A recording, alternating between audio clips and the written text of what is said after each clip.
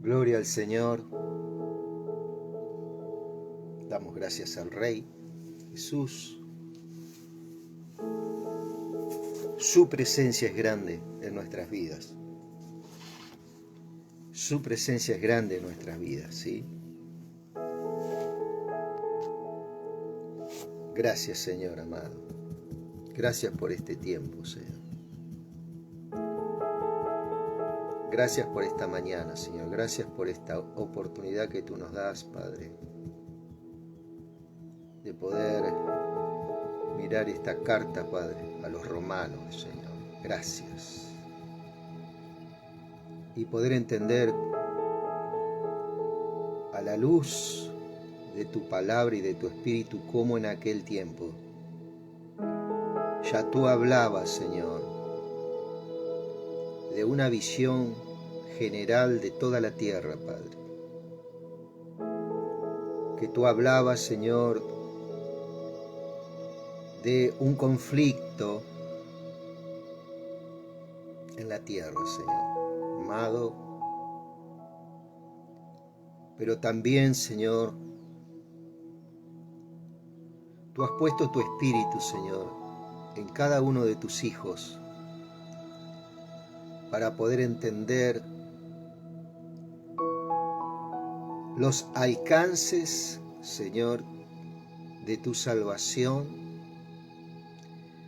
los alcances, Señor, de un reino establecido en el corazón del hombre y la mujer. Señor, que en este tiempo está en un conflicto con una negligencia, Señor, donde nos entretenemos con otras cuestiones, Señor amado. Este es un tiempo, Padre, de mirar tu verdad. Este es un tiempo, Señor, de mirar al autor y el consumador de la fe, que eres tú, Señor. Y que tú puedas, no, Señor, no que tú puedas, sino que tú pusiste una mirada redentiva de un Padre amoroso, de un Padre, Señor, que está apasionado, Señor, por el hombre y la mujer, en el sentido, Señor, de extender tu paternidad, tu protección y entregar toda tu sapiencia, Señor, a cada uno de tus hijos, a cada uno, Señor amado. Damos gracias, Jesús. Damos gracias. Esta carta de Romano nos indica la problemática, Señor, del hombre y la imposibilidad de alcanzar satisfacción espiritual o alcanzar el renuevo, alcanzar la presencia de un Dios tan grande, Señor, tan magnánimo, Señor. Oh Rey, sé que tú estás contemplando muchos corazones en este tiempo, Señor. Estás contemplando muchos corazones con muchas condiciones. Te pedimos, Señor, como iglesia, que tú trates con ellos, Señor, amado. Y que como iglesia, Señor, podamos entender a este Romanos. Y por allá, Romanos capítulo 12, versículo 1, Señor, tiene un consejo para nuestras vidas. Y ese consejo es: así que, hermano, yo les ruego por las misericordias de Dios que se presenten ustedes mismos como un sacrificio vivo, santo y agradable a Dios. Así es como se debe adorar a Dios.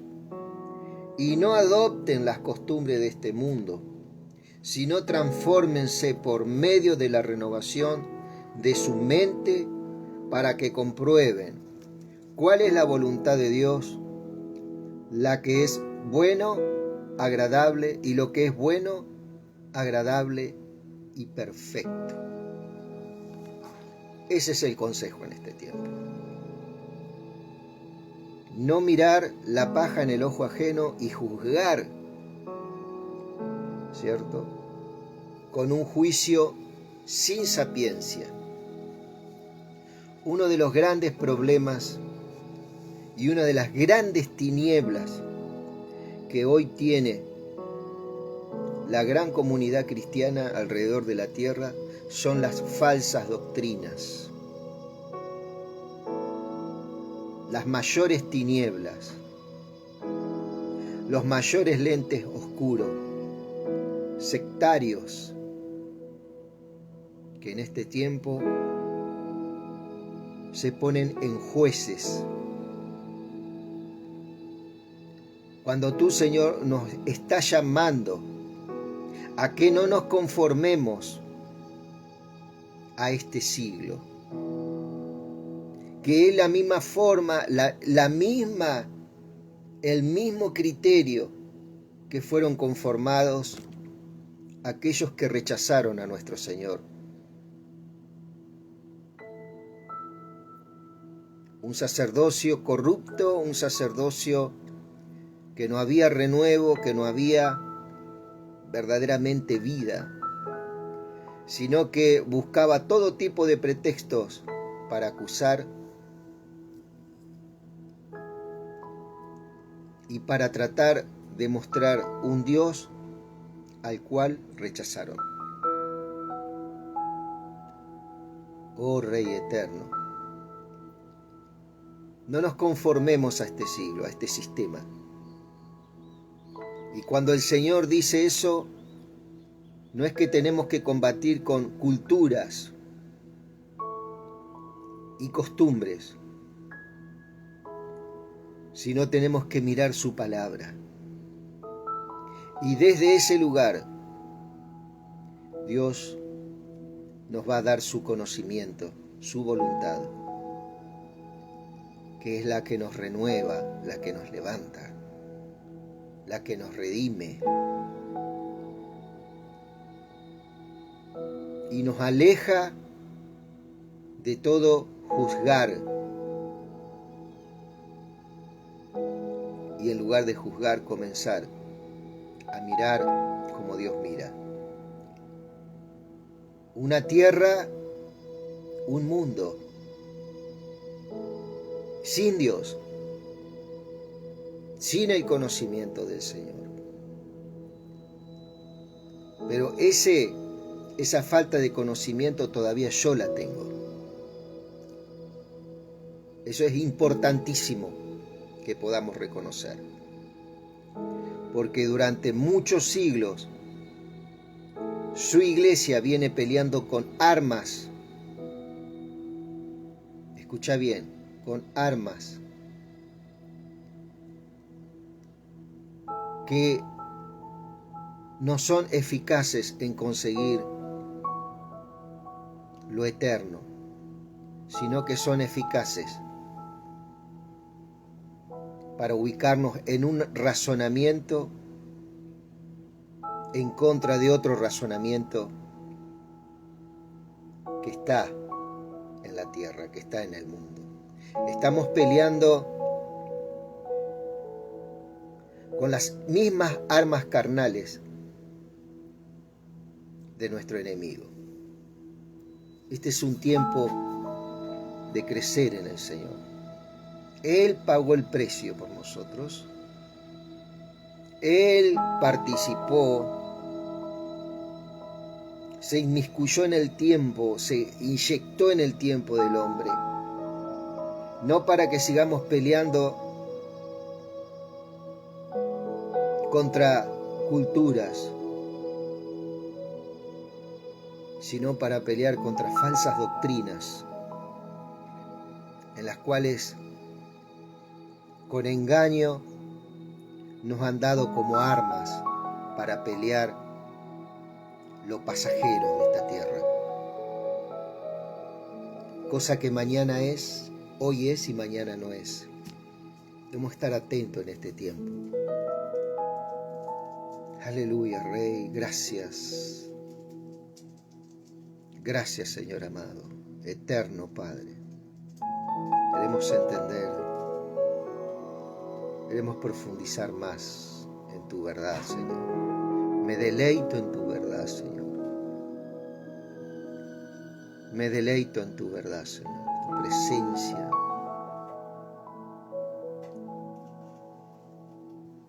Es grande, Señor, en toda la tierra. A pesar de las tradiciones, a pesar de las culturas, de los vientos, criterios de pensamiento, Señor.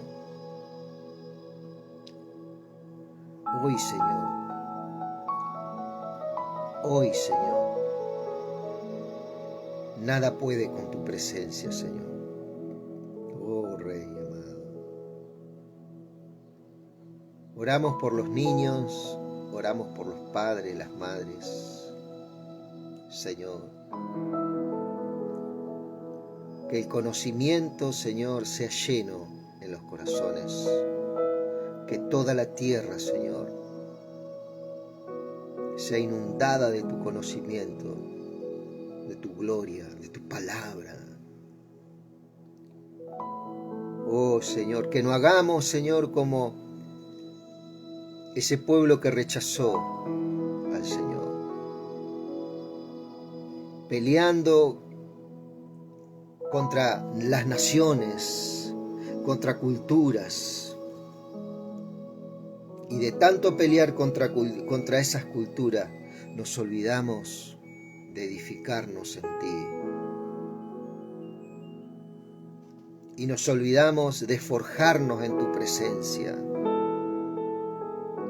y dejar que tu Espíritu Santo obre en nuestras vidas. Y seguramente que en ese obrar y en ese forjar, el Espíritu Santo te dará la llave para que muchos corazones sean transformados. No para pelear los criterios que hoy ellos militan. Espíritu Santo de Dios.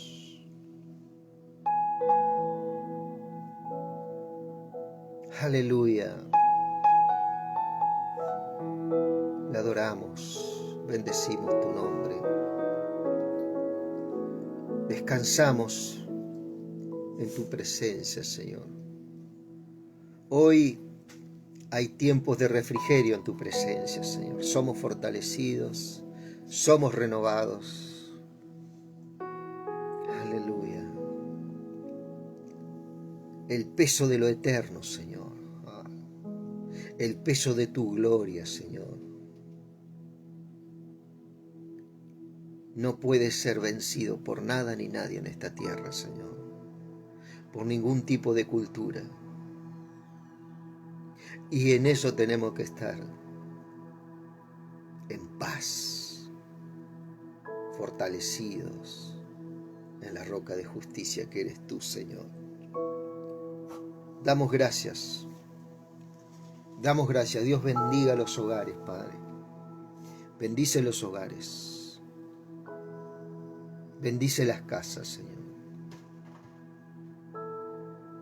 Oh, santo, santo, santo. Damos gracias. Amén. Romanos capítulo 11. Romanos capítulo 11, amado. ¿Sí? Romanos capítulo 11. La carta de los Romanos verdaderamente nos lleva a ver la situación que está toda la tierra sin Dios, sin el Señor, ¿sí? Pero también nos da a conocer la situación que por la obra de la cruz del Calvario hoy goza la iglesia por un regalo de Dios. Y ese regalo también puede ser para vos. ¿Sí? Aleluya. En estas fechas que pasaron, podía haber muchos hijos de Dios entristecidos por cuestiones, bueno, por estas fechas, ¿cierto? Llamado, por ejemplo, Halloween, ¿no? Y está bien, cada uno comparte su forma y su manera que puede interpretar estas fechas, ¿sí? Estas fechas que no tienen poder contra nada de lo que el Señor ha levantado. Él venció en la cruz las tinieblas, ¿cierto? Y debemos entender, no es que uno acepta, pero tenemos que entender, ¿cierto?, que tenemos diferentes formas de pensar, diferentes formas de vivencia, y que cuando no aceptas algo, no lo aceptas, no lo dejas pasar a tu privacidad. Si no te agrada, no lo dejes pasar en tu privacidad. La privacidad es algo que nosotros tenemos que entender y es algo que nosotros tenemos que forjar como hijos de Dios, ¿cierto? Y no entristecernos ante estas fechas, ¿sí? Si vamos a un caso, y no es que quiera justificar Halloween y otras fechas, pero hablaba con una persona y me decía, Navidad también tiene un origen de otro lugar, ¿cierto? Tiene un origen que no es cristiano tampoco, no es meramente cristiano, ¿sí? Es una fiesta, tengo entendido, que se celebraba ya en los tiempos de Constantino antes, llamado Saturnalias, y se cambió en el momento que Constantino oficializa el catolicismo como religión imperante, ¿cierto? Se cambia esas fechas de Saturnalia por algo llamado Navidad, ¿cierto? Eso me acuerdo un poco de la historia, o sea, no tiene un origen cristiano tampoco. Pero con esto te quiero decir, no estoy justificando estas fiestas, yo no las comparto. Yo no comparto esto de vestir a un niño o a una niña, religiosamente, los 31 ¿cierto? Sino, pero acepto que otra gente tenga otro tipo de pensar y otro tipo de... Pero no por eso tampoco me voy a enemistar, ¿cierto? Sí, no dejo que eso pase a mi privacidad. ¿Por qué? Porque eso no tiene poder contra lo que el Señor está haciendo en tu vida y en mi vida, o en la vida de nuestros hijos, ¿cierto? Entonces tenemos que transformar nuestro pensamiento. Sí, lo que yo te puedo decir, y esto es algo de parte del Señor, ¿cierto?, que venía a mi espíritu, que hay muchos Halloween metidos en la iglesia, en el sentido de las falsas doctrinas que han pululado el cristianismo. Hay verdaderos Halloween y hay verdaderamente hay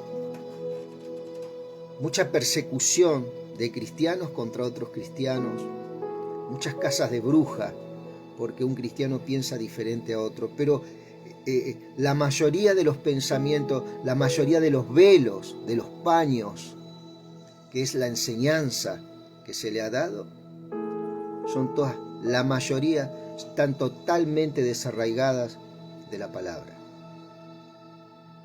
Y ahí es donde la iglesia tiene que crecer. en de develar todos esos paradigmas, esos engaños que Satanás durante siglos, con la cooperación, ¿cierto?, de hombres, han llenado la doctrina cristiana de falsas enseñanzas. ¿Sí? Y este es un llamado de atención. Muchos seguirán con sus criterios y tradiciones de levantarse cada 31 de octubre contra una fiesta o contra, pero el Señor nos está llamando a algo mucho más profundo. Porque grande es la necesidad que hay en el corazón del hombre y de la mujer, ¿cierto? Y es tiempo de hablar de su palabra, para que ese hombre y esa mujer verdaderamente se responsabilicen de una vez por todas de sus actos ante un Dios misericordioso y que los va a recibir con los brazos abiertos. ¿Sí? Eso es muy importante que vos lo sepas. ¿Sí? Por eso estamos, a esta hora yo tendría que estar trabajando. Pero digo, Señor, tu palabra es más grande, Señor.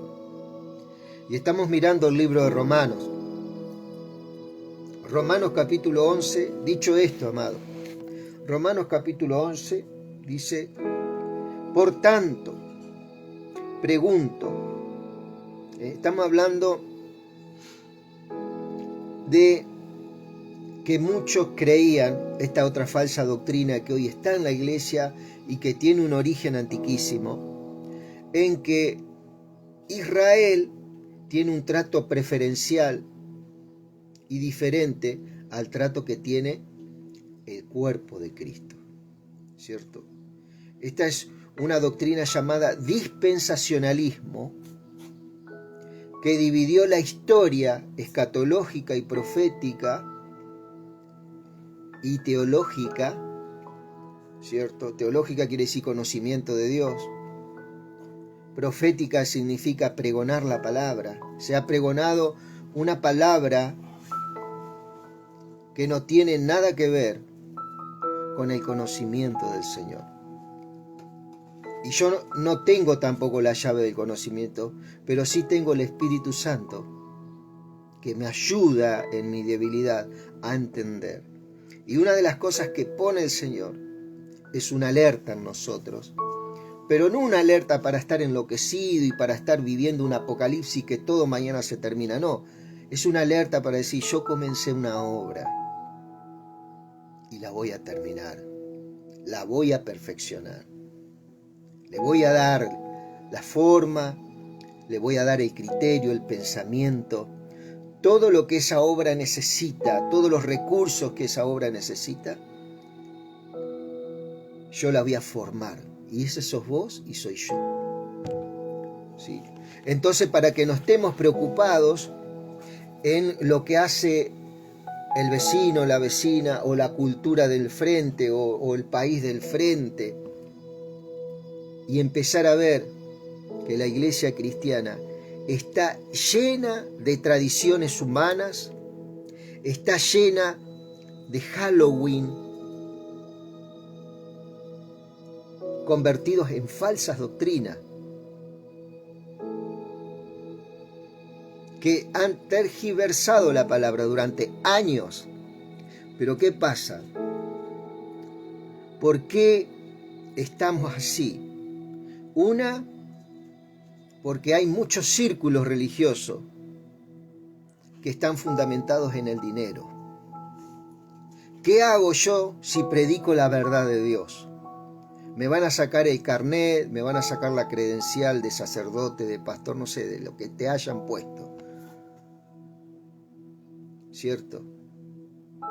Prefiero quedarme con la credencial, prefiero quedarme con ese respaldo de tal lugar o de este otro. Mientras que las personas hoy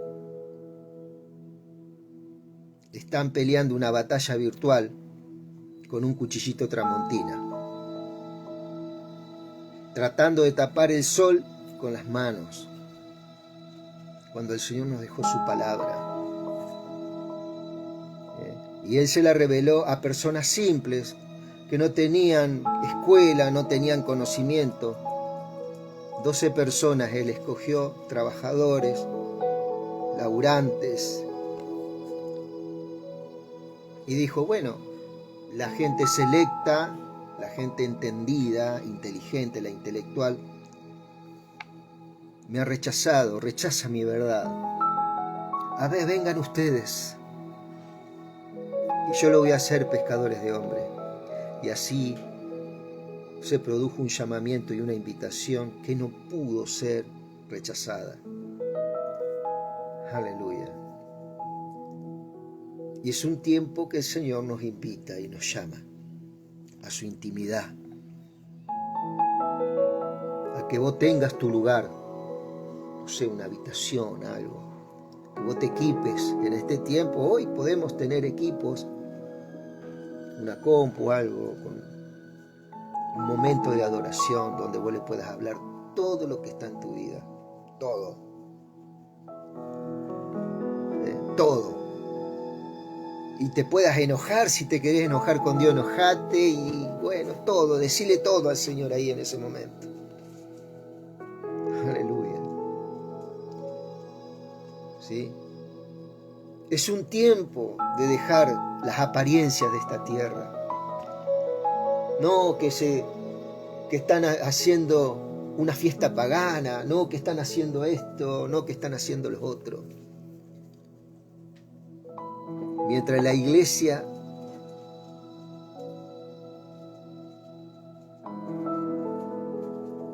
mientras el cuerpo de Cristo está repleto de doctrinas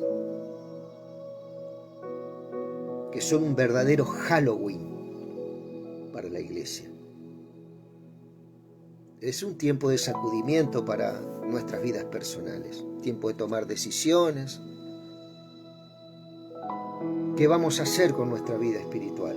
¿Vamos a seguir cavando cisternas rotas, como dice por allá por Jeremías capítulo 2? ¿O verdaderamente vamos a ser como la samaritana que se encontró con Dios, con Cristo, con Dios, en un pozo de agua?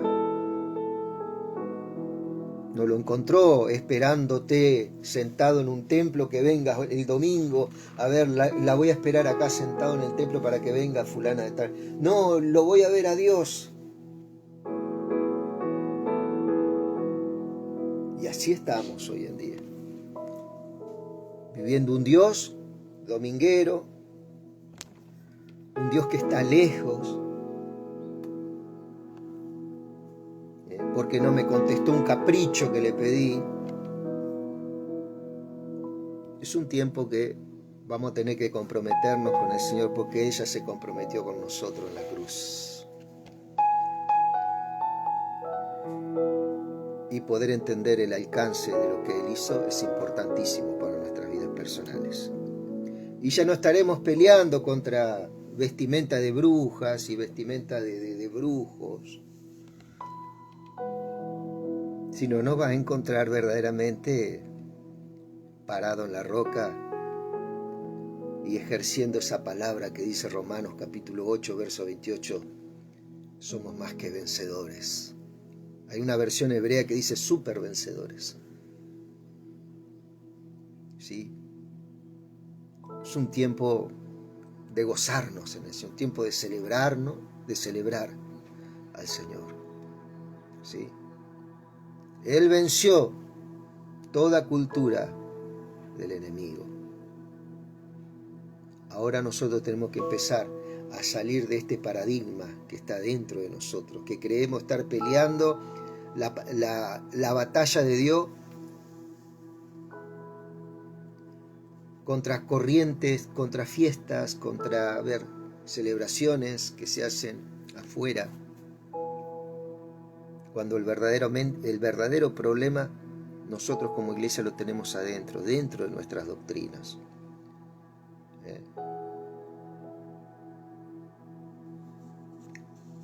Dice, por lo tanto pregunto, dice Romanos capítulo 11, ¿acaso Dios desechó a su pueblo? De ninguna manera. Porque también yo soy israelita. Ahí estamos, te das cuenta que está hablando de Israel, ¿verdad? Muchos pensaban, bueno, Israel rechazó a Cristo en la cruz. Ya Dios no ama a Israel. Entonces, Pablo acá está diciendo, de ninguna manera. Porque también yo soy israelita, descendiente de Abraham y de la tribu de Benjamín. ¿Sí? Benjamín, en muchas partes, libros proféticos, es lo mismo que decir Israel, o el pueblo del norte. Después estaba el pueblo del sur, que es Judá, ¿cierto? Tengo entendido que es así. Dios no desechó a su pueblo. No, perdón, Benjamín es parte de Judá también, porque Benjamín se alió con Judá cuando hubo la división. Hubo una gran división que Israel toma como capital Samaria y Judá se quedó con su capital Jerusalén. Ahí está. Dios no desechó a su pueblo, el cual conoció desde un principio. O sea, el Señor conoció la intención de este pueblo y la elección que Él hace sobre Israel para dar las promesas, para darle la ley. No es porque Israel era, alguien superior a otra nación. No, es por misericordia, por gracia. Israel en nada es superior a otras naciones. Lo que nos hace superiores a nosotros es Cristo en nuestros corazones. Dice, Dios no desechó a su pueblo, el cual conoció desde un principio. ¿No saben ustedes lo que dice la Escritura acerca de Elías, de cómo invocó a Dios contra Israel cuando dijo, Señor, han dado muerte a tus profetas y han derribado tus altares, solo yo he quedado y procuran matarme? El mismo profeta Elías condenó a Israel. ¿Por qué? Porque perseguía a los profetas, los mataba. El profeta, al no haber Biblia en ese tiempo, Dios levantaba profetas que hablaban verdades o anunciaban juicios a un pueblo que había desechado el sacerdocio y había descartado los sacrificios y ofrendas dentro de un templo, porque el mismo sacerdocio se corrompió políticamente con los políticos de turno, ¿no? Y con las naciones, que dijo el Señor que no se convirtieran a ellas. Eso está por el libro de Jueces, capítulo 2, que no se conviertan a ellas, sino que ellas se conviertan. Sin embargo, el pueblo de Israel fue atrás de las culturas hasta casi perder, y la cultura hebrea casi fue absorbida completamente por estas naciones. Es cuando el Señor a tiempo levanta profetas como Daniel, Ezequiel, hablan al pueblo y un remanente es sacado y llevado a Babilonia. Y bueno, esa es otra historia hermosa también. Me ha reservado 7.000 hombres. Cuando Elías pensó que estaba solo, que quedamos nosotros solos, ¿viste? El sectario, ¿viste? El que se cree que es, Gerardo, que se cree, ¿viste? Que es, el único hijo de Dios que quedó soy yo. El único que defiende la doctrina soy yo. Y el Señor dice, ¿y cuál fue la respuesta divina? Me ha reservado 7.000 hombres que no han doblado la rodilla delante de Baal. Cuando yo creía que estaba solo, no pude ver que Dios tenía 7.000 personas que eran incondicionales para Él. Qué tremendo, ¿no? Por eso la visión de Dios es diferente. Y el Señor quiere que entremos en esta visión. De la misma manera, aún en este tiempo, ha quedado un remanente escogido por gracia, y si es por gracia, ya no es por obras. De otra manera, la gracia ya no sería gracia. Y si fuera por obras, ya no sería gracia. De otra manera, la obra ya no es obra. Dice, y si fuera por obra, ya no sería gracia. De otra manera, la obra ya no es obra. ¿Cierto? O sea, acá está hablando de la obra del hombre y la obra de Dios. Si nos dejamos guiar por nuestras obras de bien, el Señor no puede obrar. Nosotros tenemos un pensamiento y tratamos de obrar, tratando de cancelar a una persona que no conoce a Dios, recriminándole la vida, juzgándola constantemente, no va a poder operar el Señor en esa persona. ¿Sabe qué es lo que va a hacer? Va a hacer que se corra del Señor. El Señor nos tiene que dar sabiduría. No inmiscuirnos en las culturas, tal vez del mundo, no dejar que eso traspase nuestra privacidad, pero tampoco rechazarlas. ¿Rechazar a quién? A las personas. Si bien estamos rechazando ciertas culturas, no rechacemos las personas. Mantengamos un diálogo, pidámosles al Señor que esa transformación en el Espíritu en nuestras vidas. El Señor Jesucristo se sentaba con las prostitutas, con los publicanos, con todo tipo de personas. ¿Sí? No era alguien que se apartaba en un claustro, en un lugar secreto. Y aún hoy esos lugares le ponen nombre. ¿Sí? El Señor dice por allá por Hechos capítulo 17, verso 22, 23, que Él no habita en templos hechos por manos humanas. No habita ya esos lugares. Nunca habitó. Dios no te está esperando que vengas el domingo y después se sienta esperándote que venga otro domingo. No tiene nada que ver. Pero ¿qué pasa? Al no tener una lectura, entonces, que Israel no ha alcanzado lo que buscaba, pero los escogidos sí lo han alcanzado, y los demás fueron endurecidos. Cuando está hablando de Israel, está hablando del pueblo de Israel que no cree en Cristo, y los escogidos son todos aquellos que aceptaron al Señor, ¿ok? No porque hayan sido escogidos por el Señor, bueno, vos porque sos bueno y porque te vestís con camisa de jean, vos te voy a escoger. Vos porque hablas bien, tenés buena educación, te voy a traer. No, los escogidos son las personas que aceptan el plan de salvación que tiene Cristo para todo aquel que quiere, ¿no? Una forma voluntaria. Esos son los escogidos. En Cristo. ¿Sí? Como está escrito, Dios le dio un espíritu de estupor y así son hasta el día de hoy. El espíritu de estupor, un espíritu de confusión. ¿Cierto? Tienen ojos que no ven y oídos que no oyen. O sea, son abandonados en medio de esa tiniebla, en este caso el estupor, el miedo, la confusión, porque ellos así lo decidieron, no porque Dios. Entonces, cuando la persona porfía a Dios, le da la libertad. ¿Cierto? No es un Dios que te está controlando ahí para que vos tomes una decisión.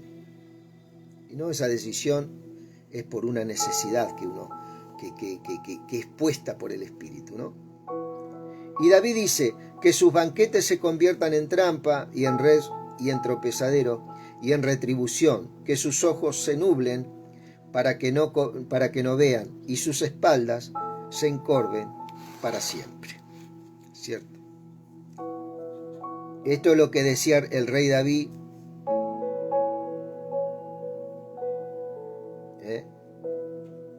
en una observación que él hacía de esta gente que era muy porfiada, era muy testaruda, muy orgullosa, ¿cierto? Bueno, sigan con esto, ¿cierto? Pregunto entonces, ¿será lo que de Israel tropezaron para... Pregunto entonces, ¿será que los de Israel tropezaron para caer? De ninguna manera. Más bien, su transgresión redundó en la salvación de los no judíos. ¿Quiénes son los no judíos? El resto de la tierra. Él se manifestó el resto de la tierra. ¿Qué quiere decir? Que lo que empezó en el pueblo judío, ¿cierto?, se ensanchó a toda la tierra, ¿cierto? Por eso él dice, Israel, tu llamado es para hacer luz a las naciones y no para hacer guerra contra las naciones. ¿Te das cuenta? ¿Cuál es el criterio de Dios y el criterio de este tiempo? Que Israel pelea con todo el mundo. Por ejemplo, ¿no? Y no tan solamente Israel, sino que muchas naciones pelean contra otras naciones, en lugar de ser luz. Pero la iglesia de Jesús, el pueblo de Dios, somos luz. ¿En quién? En Él. No porque seamos mejores, sino por su gracia y su amor, su misericordia. Para hacer luz a otros, para servir a otros. Pues si su transgresión ha enriquecido al mundo y su fracaso ha enriquecido a los no judíos, mucho más será lo que logre en plena restauración. Si esto ha producido un efecto de enriquecimiento en el mundo, y yo soy una de esas manifestaciones, ¿cierto? Que a mí me predicaron el Evangelio, las riquezas, hoy soy una persona rica en el Evangelio, ¿cierto? No que lo he alcanzado todo, sino que hay una riqueza que es Cristo habitándola en mi vida. Por medio de esta riqueza yo potencialmente puedo predicar a un israelita. Y puedo hacer que ese israelita sea restaurado en el llamamiento, en el mismo llamamiento que tengo yo en Cristo Jesús. Porque dice por allá, por Efesios 2:14, que de un pueblo, de dos pueblos, de judíos y gentiles, Él hizo uno, derribando el muro que los dividía, ese muro de enemistad que había. Somos reconciliados, somos un pueblo reconciliados con el Padre en Cristo Jesús. Y esa reconciliación hace que el mundo se reconcilie con Dios. Dios no está enojado con el mundo porque Él derramó todo su enojo en la cruz del Calvario, en Cristo Jesús. Entonces todo el mundo salvo, no, Señor. El que cree en Cristo es justificado. El que no cree ya fue condenado. Así dice Juan 3. Léelo. Nosotros mismos somos los responsables hoy en día, porque Él ya hizo lo que tenía que hacer, cumplió su responsabilidad. Hoy somos nosotros los responsables de aceptar o no aceptar. Si acepto, soy justificado. Su justicia me arropa. Si no acepto, ya fui condenado. Así nomás. Pero ese condenado se puede volver al Señor. ¿Cierto? No es que ya es condenado eterno, no, eso. Pero está bueno que hoy sea el día, porque mañana no sabemos. Sí. Y dice, ahora le hablo a ustedes, a los que no son judíos, por cuanto yo soy apóstol de ustedes, honro mi ministerio. Yo quisiera poner celosos a los de mi sangre, a los judíos, ¿no? Y de esa manera salvar a algunos de ellos, porque si su exclusión trajo como resultado la reconciliación del mundo, ¿qué resultará de su admisión sino vida entre los muertos? Su admisión es otra vez que vuelvan a este Dios que es Cristo, ¿cierto? Que ellos rechazaron y que crucificaron, ¿cierto? ¿Qué resultará su admisión sino vida de entre los muertos? Serían resucitados inmediatamente. Si la vida parte, cuando hablo de resucitado, estoy hablando de aquellos que creen, viene el espíritu de resurrección y vida a habitar esos cuerpos mortales. De eso se trata. Y lógicamente que va a haber una resurrección de muertos, pero ese es otro tema. Si la primera parte de la masa es santa, también lo es la masa restante. Y si la raíz es santa, también lo son las ramas. ¿Sí? Está hablando de un árbol. Acá está, pone como alegoría un árbol, ¿cierto?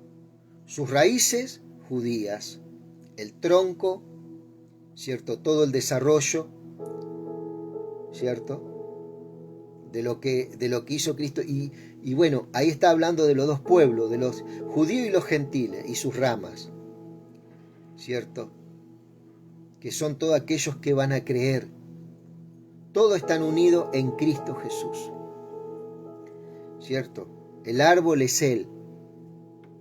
Si algunas de las ramas fueran cortadas, y tú que eras un olivo silvestre, fuiste injertado en su lugar, y has venido a participar de la raíz y de la rica savia del olivo, que es Dios, no te jactes contra las ramas, y si te jactas conviene de que sepas que no eres tú lo que sustenta la raíz.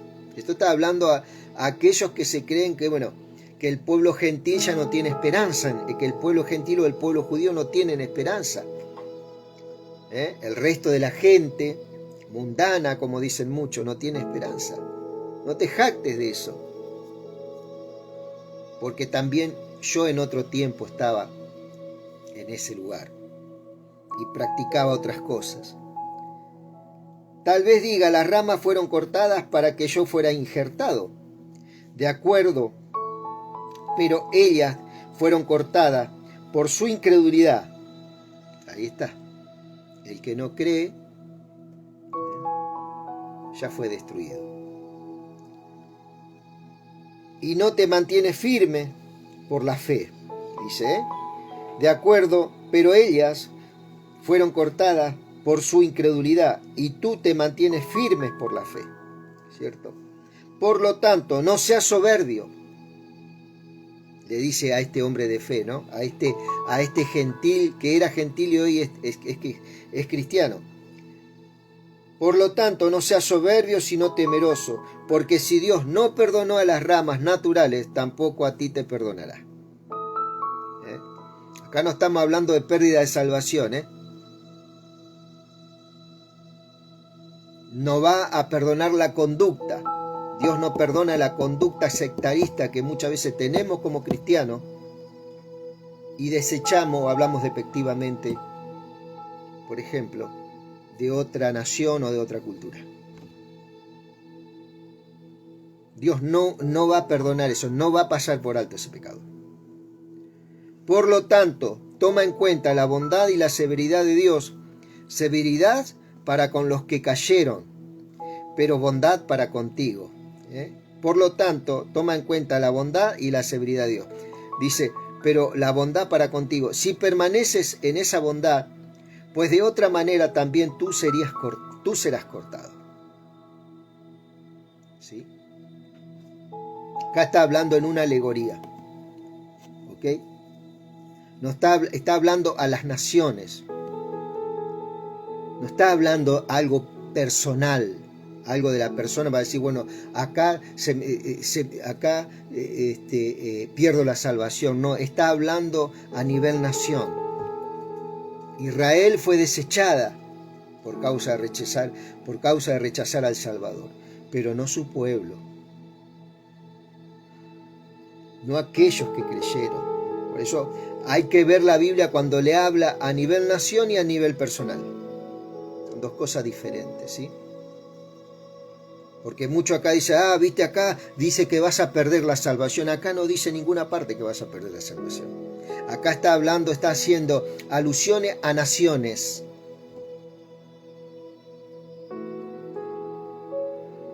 Y dice, si no permanecen en su incredulidad, pues Dios es verdadero para... Dice, y aún ellos pueden ser injertados si no permanecen en su incredulidad, pues Dios es poderoso para volver a injertarlo. Acá está hablando sencillo, amado. Efesios 2:14, está hablando a nivel nación. Si esta nación, estos israelitas, este remanente, este grupo, este número de israelitas se vuelve en Cristo, van a ser otra vez injertados. ¿Cierto? Va a haber gente israelita que va a ser injertada y así se va a cumplir la palabra.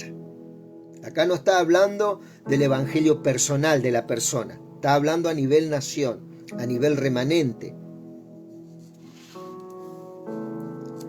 Pero si tú, que por naturaleza eras un olivo silvestre, contra la naturaleza fuiste cortado e injertado en un buen olivo, cuán más razón estos que son las ramas naturales serán injertados en su propio olivo. ¿Sí? ¿Qué quiere decir esto, Cristo? Que al que ellos rechazaron, van a volver a ser injertados en ese que ellos rechazaron. Pues se van a arrepentir y van a entrar en el conocimiento que esa persona era el Hijo de Dios. Muy importante. Hermanos, no quiero que ignoren este misterio para que no se vuelvan arrogantes.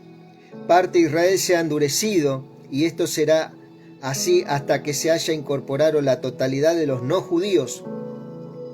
Y después de eso, todo Israel será salvo. ¿Cierto? Como está escrito. Acá está hablando de la obra de Cristo a través de la predicación del Evangelio y las buenas nuevas. ¿Cierto? Eso es lo que habla el verso 25. Y después de todo eso Israel será salvo, como está escrito. Y ahí se va a cumplir, en Cristo se va a cumplir la salvación del pueblo gentil y del pueblo israelita. Está hablando a nivel pueblo, no está hablando a nivel personal. ¿Sí? El libertador vendrá a Sión y apartará de Jacob la impiedad. ¿Qué quiere decir que el libertador vendrá a Sión? Que el remanente va a creer en el libertador y él va a alejar la impiedad, el pecado, la iniquidad. Va a poner fin a eso que separaba a ese remanente, eso que separaba, eso se va a apartar, va a ser destruido. Y ellos van a ser injertados en el cuerpo de Cristo, que es el árbol. ¿Sí? Y este será mi pacto con ellos cuando yo quite sus pecados. Así que, en cuanto al Evangelio, son enemigos por causa de ustedes, pero en cuanto a elección, son amados. ¿Por qué son enemigos a causa de ustedes? Dice, porque ellos están celosos de estos cristianos que no sacrificaban, que solamente se acercaban por fe. Una locura para los judíos. ¿Cierto? Y así que en cuanto al Evangelio, son enemigos por causa de ustedes, pero en cuanto a elección, son amados por causa de sus antepasados, porque los dones y el llamamiento de Dios son irrevocables. Acá cuando habla de dones y de llamamiento, no está hablando de los dones de apóstol, evangelista, maestro, pastor, no sé. No está hablando de eso. Está hablando de los dones, está hablando, de la herencia que Dios le dio a Israel. La palabra, los pactos, el llamamiento, esos son los dones a los que se está refiriendo acá. Por eso cada texto no puede ser sacado de contexto para justificar algo que yo digo que puede ser. Tiene que ser en la palabra. Acá está hablando de los dones y los llamamientos en cuanto a la Torá, en cuanto a la ley, en cuanto al llamamiento, en cuanto a los profetas, a los reyes, todas esas cosas que le dio Dios a Israel en aquel tiempo. Así como en otro tiempo ustedes eran desobedientes a Dios, pero ahora han alcanzado misericordia por la desobediencia de ellos, así también estos han sido desobedientes hasta ahora, para que por la misericordia concedida a ustedes, también ellos alcancen misericordia. De la misma forma que yo alcancé misericordia al creer en Cristo Jesús, ellos también están habilitados por la misericordia de Dios a alcanzar lo que una vez ellos rechazaron, que es Cristo. Porque Dios sujetó a todos a la desobediencia, para tener misericordia de todos. O sea, acá no hay preferencia por nadie. Ni Israel es un pueblo especial como muchos creen, ni Argentina es un pueblo especial. En Cristo todo el mundo es amado por Dios. Y potencialmente tienen acceso a creer y ser hijos de Dios. Y herederos de las promesas. ¿Cierto? Qué profundas son las riquezas de la sabiduría y el conocimiento de Dios. Hoy muchos aman más los milagros, allá ellos. Yo amo la sapiencia, la sabiduría. Eso es lo que me mantiene firme en los momentos donde las falsas doctrinas quieren hacer cosas en mi espíritu. Cuán incomprensibles son sus juicios, inescrutables sus caminos, porque ¿quién ha entendido la mente del Señor? ¿O quién ha sido su consejero? ¿O quién le dio a él primero para que él tenga que devolverlo? Viste que hoy en día hay una doctrina que te dice, a ver, trae tu dinero aquí, que Dios te va a dar esto, o te va a dar lo otro, o te va a dar aquello. Falsa doctrina. Esos son los Halloween plantados dentro y enquistados dentro del Evangelio. Un Evangelio que quiere y ama más la billetera del creyente que al creyente mismo. ¿O quién le dio a él primero para que él tenga que devolverlo? Un cambio. A ver, voy a sobornar a Dios para que Dios me dé esto.